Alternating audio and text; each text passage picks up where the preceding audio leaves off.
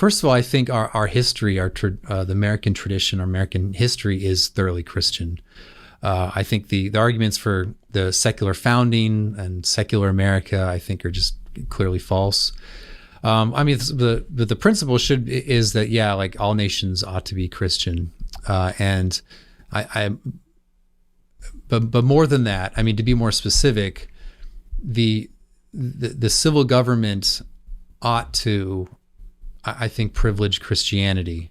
Now, whether they ought to in the same way in every circumstance is kind of a matter of prudence. Mm-hmm. And there's some that, you know, if you're in a Muslim country and there's only a handful of Christians, it's probably not going to work well for whatever reason you're in power to now privilege Christianity, because it would probably not go well for you. So there has to be an element of prudence. What I'm not advocating for is say here's a blueprint and now the moment you're in power you just enact it.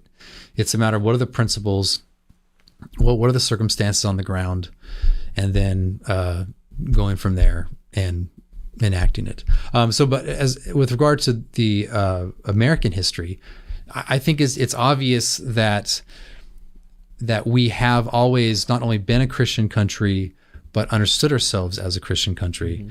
And this is very clear from specifically the 19th century. I mean, not only so immediately after the founding, there were established churches, like I think I've said already, there were religious tests, but also just the society itself understood itself. It was just when people would say we ought to do this or ought to do that with regard to policy, people would often say not, oh, well, we should do this to become a Christian nation. It's that we are a Christian nation. Shouldn't we do this? Yeah. And this extended itself all the way into early 20th century with the liberal Protestantism, the social gospel people. You'd think with like the sort of people who talk like with the liberal Protestants and social gospel people today, you'd think that they would reject this idea of a Christian America, but they wholeheartedly embraced the idea. Because they said, hey, we are a Christian nation. Shouldn't we have this or that progressive policy?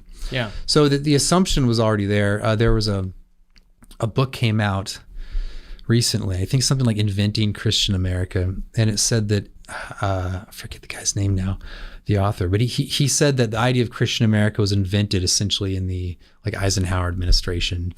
And it's just, I don't know how this stuff gets published, but the idea that we were a Christian country far predates the Eisenhower. It's true that there were ways in which that period kind of brought about certain thinkings and thinking and some ways to express Christian America. But prior to that, it was just basic accepted.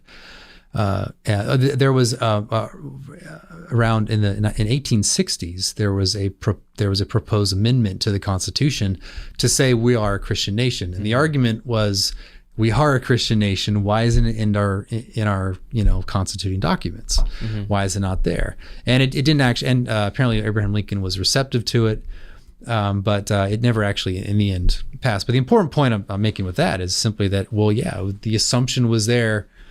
If we are a Christian nation, why wouldn't we then put this in our government documents? So, so the point being is that if you're a Christian and you're an American, then it is fully within the American political social tradition to say that my nation is a Christian nation, that we ought to understand ourselves as a Christian nation, and even to in ways act such that we can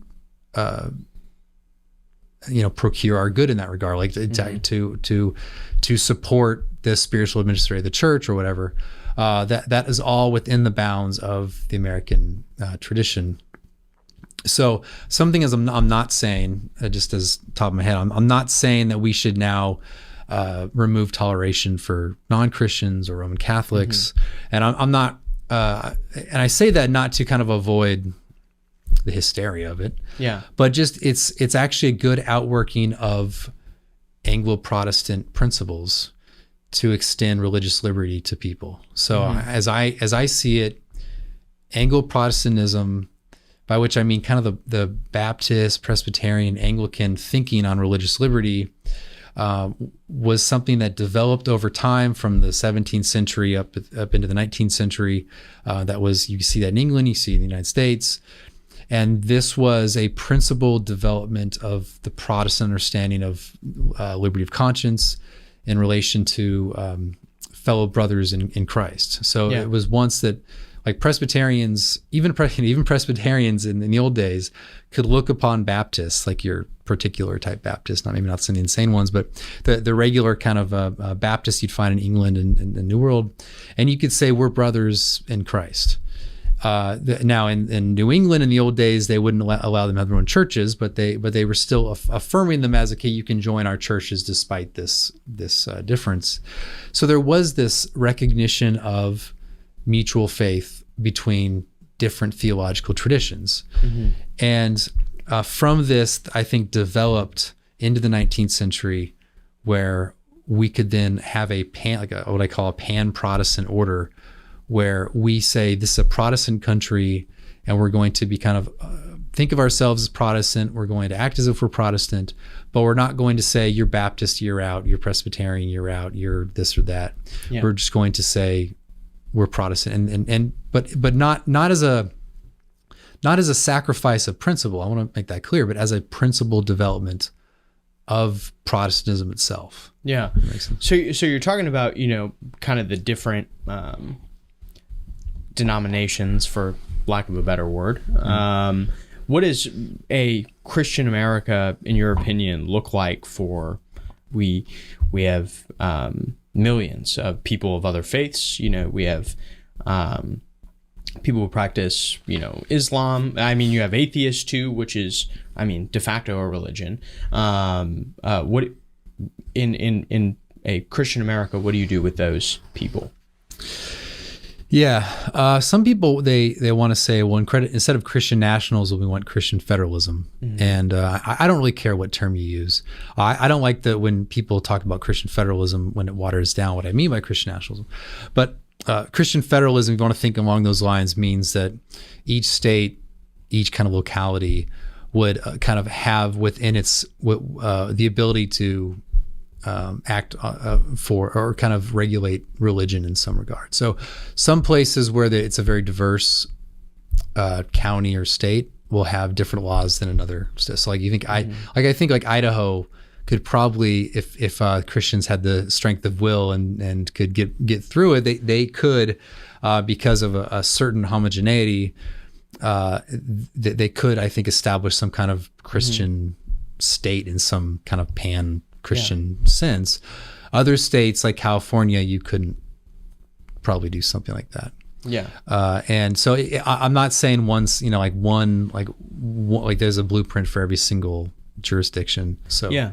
You brought up Idaho as an example, talking about them being like culturally homogenous, and I think there's been a lot of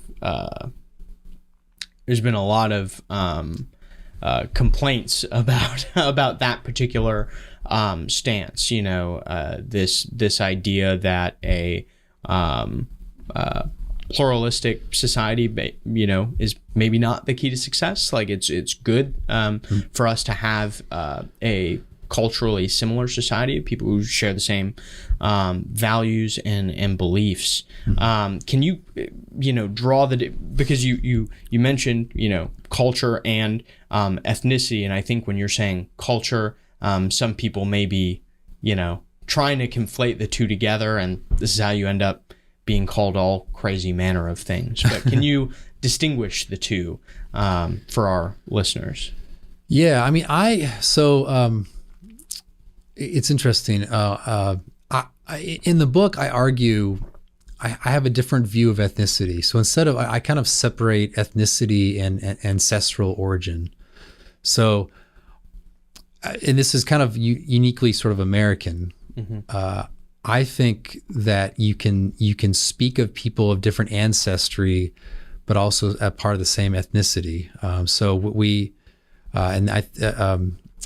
this is, I think Americans have thought this way for a long time. So originally in the founding era, there was a concern about German Protestants. So they thought we're an Anglican or we're a English, mainly English country.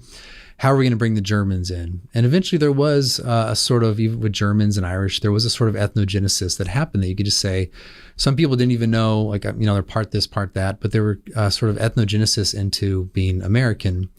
And then into the 19th century, there were more immigration, and there's concerns about, okay, how are we going to have this like assimilation with these people?